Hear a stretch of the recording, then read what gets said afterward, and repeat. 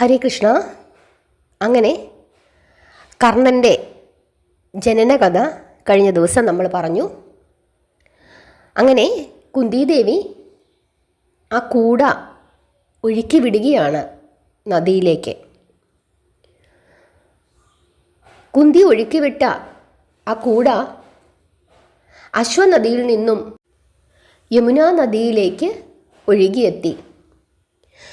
ഗംഗാ യമുനാ സംഗമം കടന്ന് ചമ്പാപുരിയിലെത്തിയപ്പോൾ ധൃതരാഷ്ട്രരുടെ മിത്രമായ അധിരഥൻ പത്നീസമേതനായി നദിക്കരയിലെത്തി. അധിരഥൻ്റെ പത്നിയായ രാധ ലാവണ്യവതിയായിരുന്നെങ്കിലും സന്താനഹീന ആയിരുന്നു.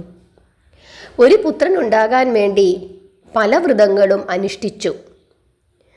രാധ ഗംഗാതരംഗത്തിൽപ്പെട്ട് കരയോടെടുക്കുന്ന ആ കൂട കണ്ടു. അവൾ ഭർത്താവിനോട് പറഞ്ഞ് കൂട എടുപ്പിച്ചു. ഉജ്ജ്വല കാന്തിയോടെ ആദിത്യനെ പോലെ ശോഭിക്കുന്ന കവചകുണ്ടലധാരിയായ ബാലനെ കണ്ട് അവർ ആശ്ചര്യപ്പെട്ടു. കുഞ്ഞിനെ എടുത്തുകൊണ്ട് അധിരഥൻ രാധയോട് പറഞ്ഞു, രാധയെ, ഇത്ര കാന്തിയുള്ള കുഞ്ഞിനെ ഇന്നോളം ഞാൻ കണ്ടിട്ടില്ല. ഇതേതോ ദേവകുമാരനാണ്.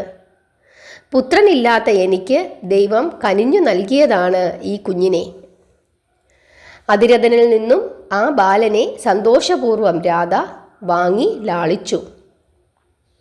അവർ സ്വന്തം കുഞ്ഞായി കരുതി വളർത്തി. അവന് വേണ്ടതെല്ലാം നൽകി. ദിവ്യമായ കവചകുണ്ടലങ്ങൾ ഉള്ളതുകൊണ്ട് ബ്രാഹ്മണർ ബാലന് വസുഷേണൻ എന്ന് പേരിട്ടു. അങ്ങനെ സൂതപുത്രനായ ബാലൻ വസുഷേണൻ, വൃഷൻ എന്നീ പേരുകളിൽ അറിയപ്പെട്ടു. ചാരന്മാർ മുഖേന തൻ്റെ പുത്രൻ അംഗദേശത്തിലെ ഒരു സൂതൻ്റെ ഗൃഹത്തിൽ വളരുന്നുണ്ടെന്ന് കുന്തിദേവി അറിഞ്ഞു. കൗമാരപ്രായമെത്തിയ പുത്രനെ വിദ്യാഭ്യാസത്തിനായി അധിരഥൻ ഹസ്തിനാപുരിയിലേക്ക് അയച്ചു. അങ്ങനെ ദ്രോണാചാര്യരുടെ അടുക്കൽ വിദ്യാഭ്യാസവും ദുര്യോധനൻ്റെ മൈത്രിയും നേടാൻ ആ ബാലന് കഴിഞ്ഞു. ദ്രോണരുടെയും കൃപരുടെയും പരശുരാമൻ്റെയും ശിഷ്യനായി വസുഷേണൻ 4 വിധത്തിലുള്ള അസ്ത്രങ്ങളും പ്രയോഗിക്കുന്ന രീതി വശമാക്കി. അങ്ങനെ വില്ലാളികളിൽ അഗ്രഗണ്യൻ എന്ന ഖ്യാതി ആ ബാലൻ നേടി. ദുര്യോധനനോടുള്ള മൈത്രി നിമിത്തം പാണ്ഡവരോട് അപ്രിയം തോന്നിയ വസുഷേണൻ അർജുനനോട് പോരാടാനുള്ള അവസരം പ്രതീക്ഷിച്ച് കഴിഞ്ഞുകൂടി.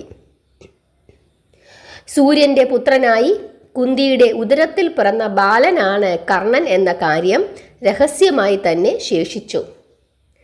കവചകുണ്ടലങ്ങൾ അണിഞ്ഞ കർണനെ പോരിൽ വധിക്കാനാവുകയില്ലെന്ന് യുധിഷ്ഠിരൻ പോലും കരുതിപ്പോയി.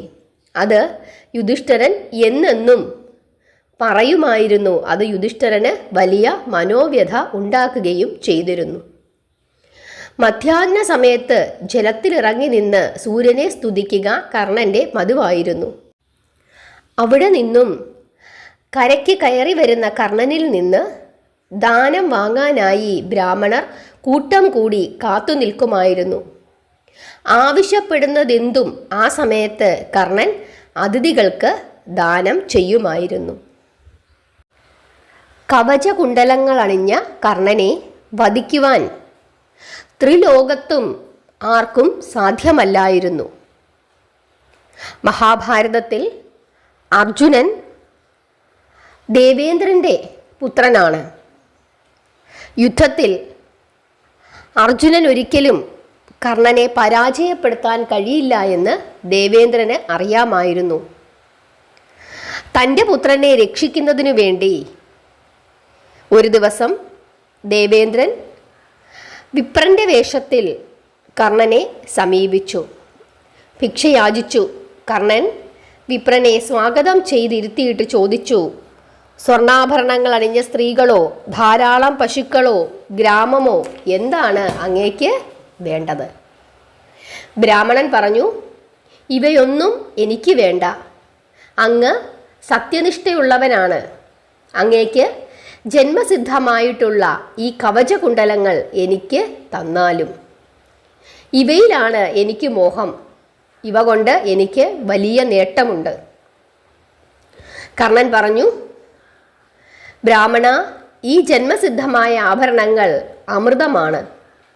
ഇവയണിഞ്ഞിരുന്നാൽ എന്നെ വധിക്കുവാൻ ത്രിലോകത്തും ആർക്കും കഴിയുകയില്ല.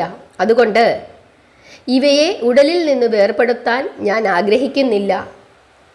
വിശാലമായ എതിരില്ലാത്ത രാജ്യം വേണമെങ്കിൽ ചോദിച്ചുകൊള്ളുക, ഞാൻ തരാം.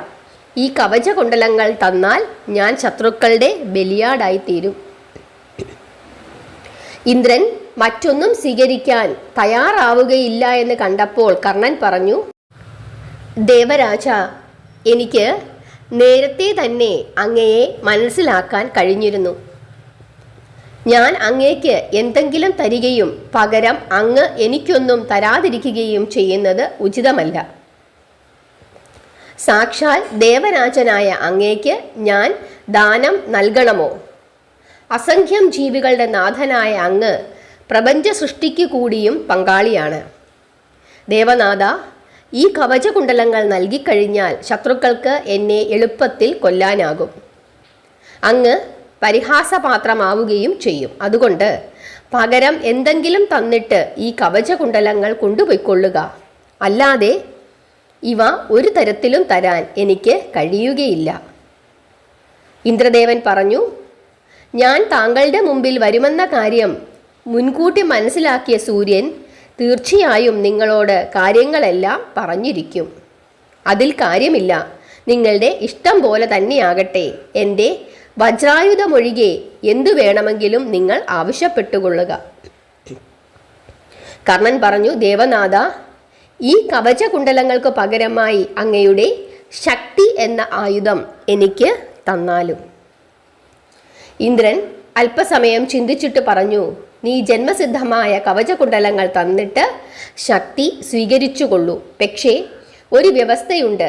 ഈ ആയുധം ഞാൻ പ്രയോഗിച്ചാൽ ആയിരക്കണക്കിന് ശത്രുക്കളെ ഹനിച്ചിട്ട് എൻ്റെ പക്കൽ തന്നെ മടങ്ങിയെത്തും. നീ പ്രയോഗിക്കുമ്പോൾ നിന്നെ ഏറ്റവും കൂടുതൽ വിഷമിപ്പിക്കുന്ന ഒരു ശത്രുവിനെ വധിച്ചിട്ട് തിരിച്ച് അത് എൻ്റെ പക്കൽ മടങ്ങി വരും. കർണൻ പറഞ്ഞു, എനിക്ക് പേടിയുളവാക്കുന്നതും പോരിൽ ആർത്തു വിളിച്ചുകൊണ്ട് എന്നെ വധിക്കാൻ അടുക്കുന്നവനുമായ ഒരു ശത്രുവിനെ മാത്രമേ ഞാൻ ഇതുപയോഗിച്ച് വധിക്കുകയുള്ളൂ. ഇന്ദ്രൻ പറഞ്ഞു, നീ പോരിൽ ഒരു ശത്രുവിനെ മാത്രമേ വധിക്കാൻ ആഗ്രഹിക്കുന്നുള്ളൂ. അത് ശരി. പക്ഷേ ആ ശത്രുവിനെ ആരാണ് സംരക്ഷിക്കുന്നത് എന്ന് അറിയാമോ? വേദജ്ഞന്മാർ അജിതനെന്നും അചിന്യനാരായണനെന്നും വിശേഷിപ്പിക്കുന്ന ശ്രീകൃഷ്ണ ഭഗവാനാണ് ആ ശത്രുവിൻ്റെ സംരക്ഷകൻ. കർണൻ പറഞ്ഞു, ഭഗവാൻ, അങ്ങനെയാണെങ്കിലും എന്നെ ഏറ്റവും കൂടുതൽ ദുഃഖിപ്പിക്കുന്ന ഒരു ശത്രുവിനെ നശിപ്പിക്കാൻ ഉതകുന്ന അങ്ങയുടെ ശക്തി എനിക്ക് തന്നാലും. ഇന്ദ്രൻ പറഞ്ഞു, ഒരു കാര്യം കൂടി. വേറെ ആയുധങ്ങൾ കൈവശമുള്ളപ്പോഴോ ഒരു ജീവതരണ പ്രതിസന്ധി ഇല്ലാത്തപ്പോഴോ പ്രയോഗിച്ചാൽ അത് നിനക്ക് തന്നെ മാരകമായി തീരും. കർണൻ വീണ്ടും പറഞ്ഞു, ദേവരാജ, അങ്ങ് പറഞ്ഞതനുസരിച്ച് ഒരു വലിയ വിപത്ത് തടുക്കുന്നതിന് വേണ്ടി മാത്രമേ ഞാനിത് പ്രയോഗിക്കുകയുള്ളൂ എന്ന് ശപഥം ചെയ്യുന്നു. അങ്ങനെ കർണനിൽ നിന്നും കവചകുണ്ടലങ്ങൾ ഇന്ദ്രൻ സ്വീകരിക്കുന്നു.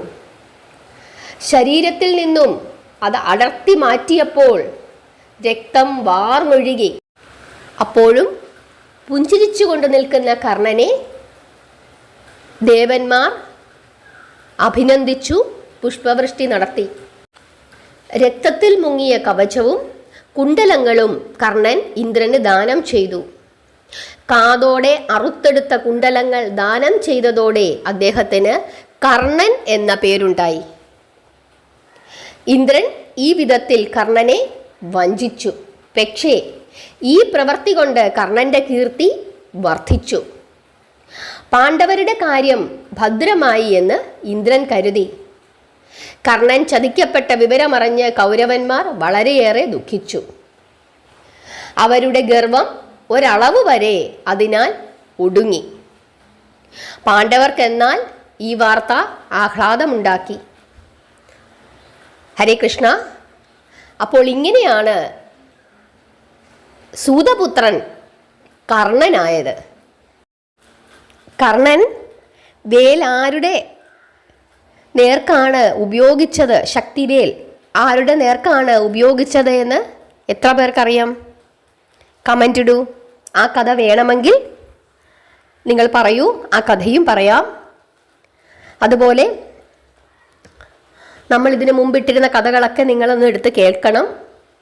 അതുപോലെ കർണൻ്റെ ജനനകഥ വളരെ കുറച്ച് ആളുകൾ കേട്ടിട്ടുള്ളൂ. അത് കേട്ട ആളുകൾക്ക് വേണ്ടിയിട്ടാണ് ഞാൻ ഇതിൻ്റെ 2ാം ഭാഗവും കൂടി ഇട്ടത്. അതുപോലെ നാരായണീയം ക്ലാസ് തുടങ്ങിയിട്ടുണ്ട്. നിങ്ങൾക്ക് താല്പര്യമുണ്ടെങ്കിൽ പറയൂ, അത് നമുക്ക് കണ്ടിന്യൂ ചെയ്യാം. ഭഗവത്ഗീത ഇതുപോലെ വളരെ കുറച്ച് ആളുകൾ മാത്രമേ കേൾക്കുന്നുണ്ടായിരുന്നുള്ളൂ. അതുകൊണ്ടാണ് ഞാൻ ഇടയ്ക്ക് വെച്ച് അതങ്ങ് നിർത്തിയത്. താല്പര്യമുണ്ടെങ്കിൽ പറയൂ. ഇപ്പോൾ പുതിയ ഒരുപാട് സബ്സ്ക്രൈബേഴ്സും കേൾവിക്കാരും ഒക്കെ വന്നിട്ടുണ്ട്. അവർക്ക് താല്പര്യമുണ്ടെങ്കിൽ നിങ്ങൾ കമൻ്റ് ഇടൂ. ആളുകളുണ്ടെങ്കിൽ തീർച്ചയായിട്ടും ഭഗവത്ഗീതയുടെ ക്ലാസ്സും കണ്ടിന്യൂ ചെയ്യാം. എല്ലാവരും നന്നായി പ്രാർത്ഥിക്കുക, നാമം ചൊല്ലുക. ഹരേ കൃഷ്ണ.